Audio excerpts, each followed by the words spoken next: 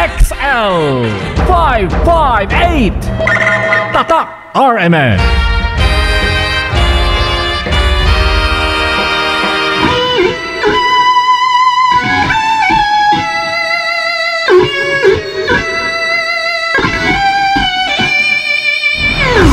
Ito ang nag-iisang pagbabalita sa radyo na tunay na napapakinggan ng Pilipino sa buong bansa, sa buong mundo. Kasama si Buddy Oberas.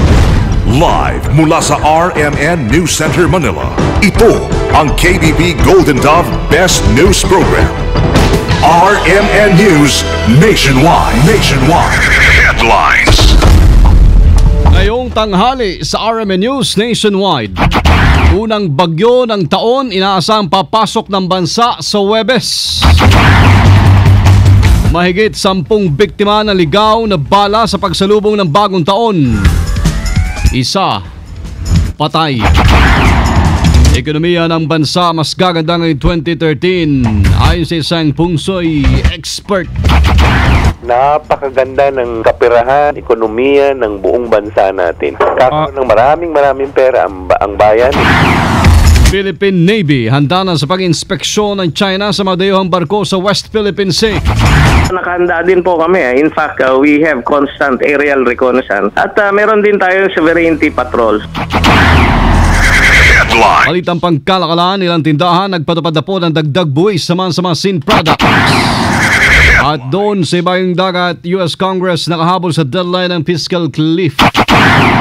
RMN News Nationwide. Sa Pilipinas, maraming radyo pero iisang network lamang ang may pinakamaraming numero 1.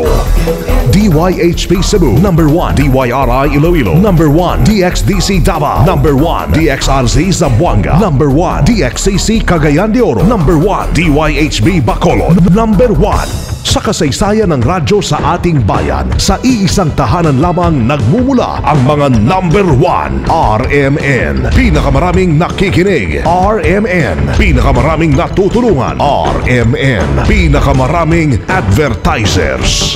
RMN, pinakamaraming number 1. Jensa, Iligan, Pagadian, Dipolo, Cotabato, pinakamaraming himpilan. Naga, Baguio, Dagupan, Viga, Lucena, Kawayan, Legazpi, Masbate, Ormoc, Tuguegarao, Cotabato, Coronadal, Surigao, Dipolo, Malaybalay, Ozamis, Sorsogon, Butuan, Calibo, Rojas at Metro Manila. In history, it is written, number 1 is Tatak RMN. Happy New Year! Buong bansa sa boses ng balita. RMN News Nationwide. Mabuhay Pilipinas, tayo po ngayon tanghali ng Martes. Mga kasama, unang araw sa buwan ng Enero 2013. Manigong bagong taon sa lahat itong RMN News Nationwide. Sa ngala po ni kasamang Weng de la Peña, ako si Buddy Oberas, tayo live sa DWPR 1306, RMN Dagupan. Live din tayo sa DYBR 1161 RMN Calibo at DCOC 1494 RMN Ozamis. Live international by www.rmnnews.com at WRMN New York, USA. RMN News Nationwide. RMN News Panahon. Mga kasama, posibleng pumasok po ngayong linggo sa bansa ang unang bagyo ngayong 2013. Patuloy na minumonitor ngayon ng Pag-asa yung LPA o low pressure area sa labas ng Philippine Area of Responsibility na posibleng maging bagyo at tatawagin po yan na Auring.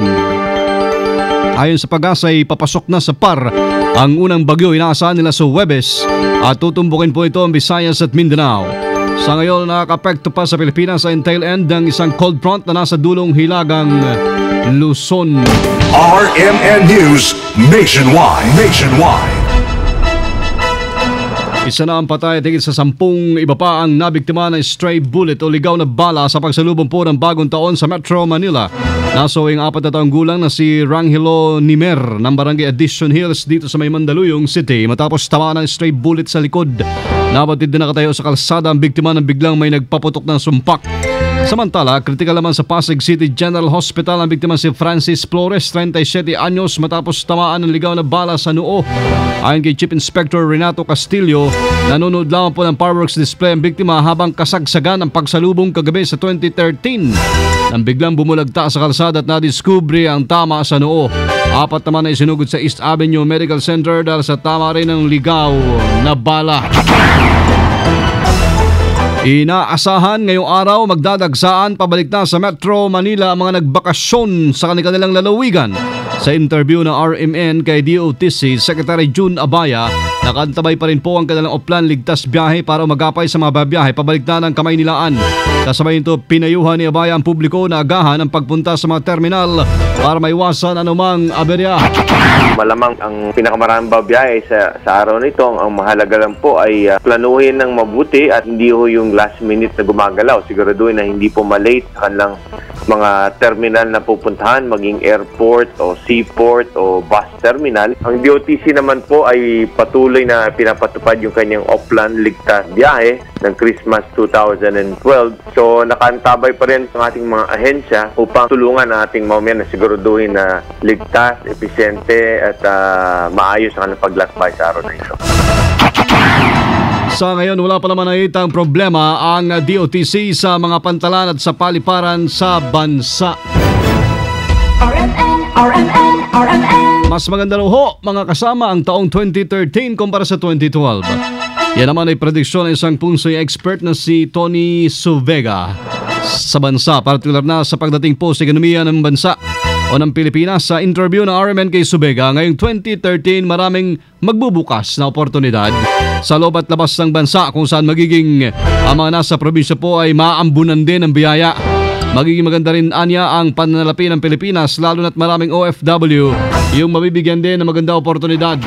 Napakaganda ng kapirahan, ekonomiya ng buong bansa natin. Lalo na ang mga OFW natin, maraming pera. Kakaroon ng maraming pera ang bayan, ang hindi lang ang yung tinatawag na metropolis, ang mga kaprobinsyahan. Kasi magbubukas yung ibang parte ng mundo, magbubukas sila ng oportunidad sa mga sa kagaya natin na eksperto o merong kagalingan sa pagtatrabaho.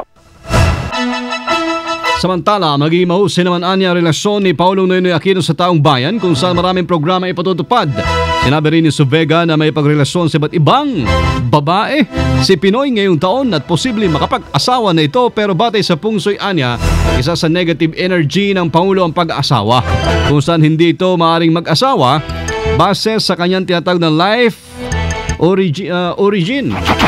Kung tatanungin natin kung ano pa yung pwedeng mangyari sa ating Pangulo, secured naman siya for the year. Ang ano lang niya dito, yung Peach Blossom Affair number 4. Hindi lang isang magiging girlfriend o ganun. Kasi madadami. Pwede rin makapag-asawa na siya this year o meron siyang tawag namin whirlwind affair. Pero meron kasi kaming tinatawag na 4 positive energies at saka 4 negative energies. Base sa life origin niya, hindi siya pwedeng mag-asawa. Isa yun sa negative energies niya yung mag-aasawa siya. Kasi yung tawag namin na 4 negative energies, isa yun sa disastrous star ang tawag namin. Hindi rin nakita ni Suvega na hahanto naman sa giyera stand-up sa Scarborough Shoal sa pagitan ng Pilipinas at China. Sa kaugnay na balita, makasama epektibo ngayong araw, sisimulan na po ng Hainan Police sa China na umakyat at agawin daw yung kontrol ng ating mga banyagang o mga barko na papasok doon sa pinag-aagawang teritoryo sa West Philippine Sea. Nabatid pong magpapadala rin ng China ng mga bagong maritime surveillance ship na sasama sa Hainan Police.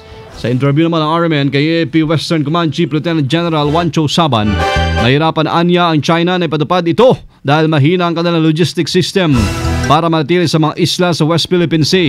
Bukod pa dito, lahat ng mga barko anya sa iba't ibang bansa ay dumadaan din sa sea lanes Kaya't marami din ang aangal sa gagawin ng China.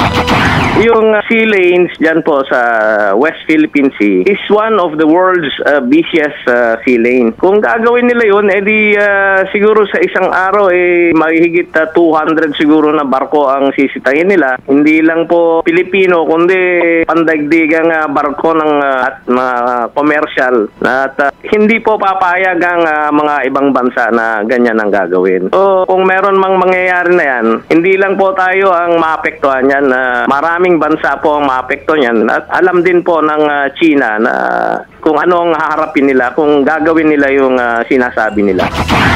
Ngunit sa kabila po ito, tiniyak naman ni Saban na nakanda ang Philippine Navy na ipagtanggol ang ating mga mangingisda. Kung saan may mga shelters na silang ginawa para sa mga ito sakaling magka-tensyon.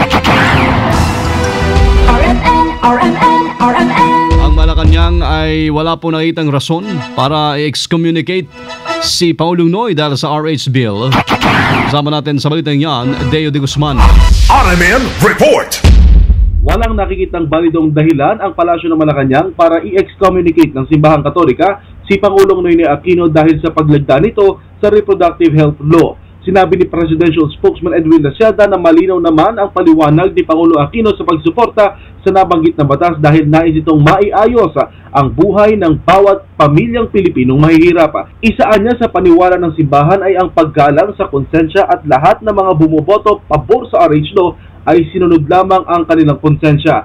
Ang desisyon ng mga pabor sa RH law, Ari Laciada, ay patay sa kanilang konsensya at ito ay tiyak na hindi tututulan ng Simbahang Katolika. Kasama mo sa Palasyo ng Malacanang, Deo de Guzman, Tatak, RMN. Radyo mo nationwide. RMN News Nationwide. Negosyo. Sabay ng bagong taon, maasama nagtaas na rin po sa ilang tindahan. Baka hindi nyo napansin yung mga tinaguriang sin products. Gaya po ng sigarilyo, alak, serbesa at iba pang tobacco at alcohol products. Matatandaan pong December 20 ng nakalipas na taon nang lagdaan ni Paulong Noy ang Republic Act 10351. Sa bagong batas, ang bawat kahan ng sigarilyo ay madadagdagan o may buwis na 12 pesos per pack. Sa susunod na taon, 2014, ang dagdag bawat kaha ay papalo na sa 17 hanggang 27. Sa 2015 naman, magkakaroon po ng 21 hanggang 25 pesos at sa 2016 ay abot sa 25 to 29 pesos.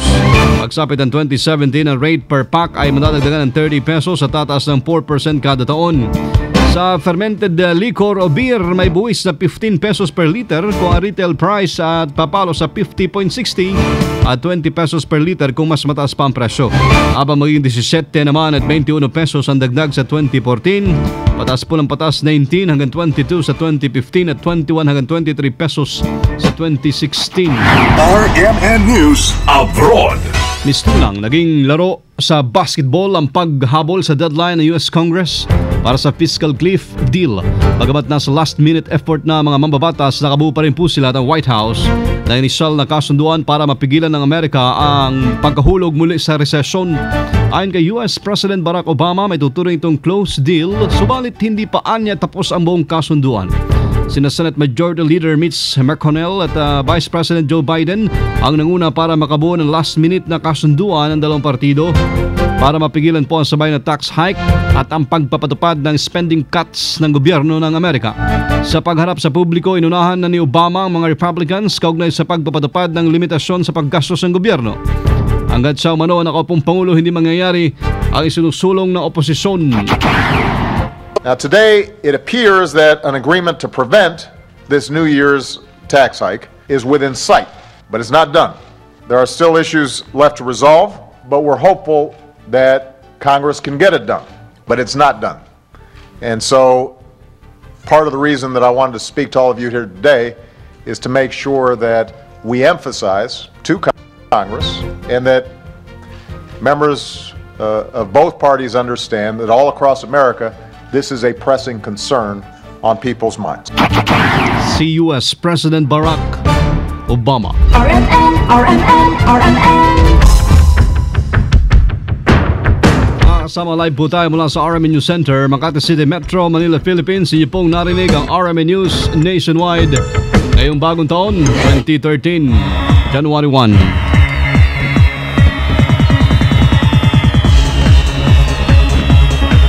Kasama niyo po serbisyo publiko sa kalan po ni Weng de la Peña. Mabati po sa inyo na Happy New Year ako si Buddy Oberas kasama buong DCXL team. Dito pa rin sa tahanan na may pinakamaraming number 1, pinakamaraming himpilan. Ito po ang RMN, Radyo Mo Nationwide. 60 years ng maasahang public service nationwide. Ang pinakamalaking mga balita abot sa bawat Pilipino saan man sa bansa. RMN News Nationwide. At alas 12:17. DZXL 558.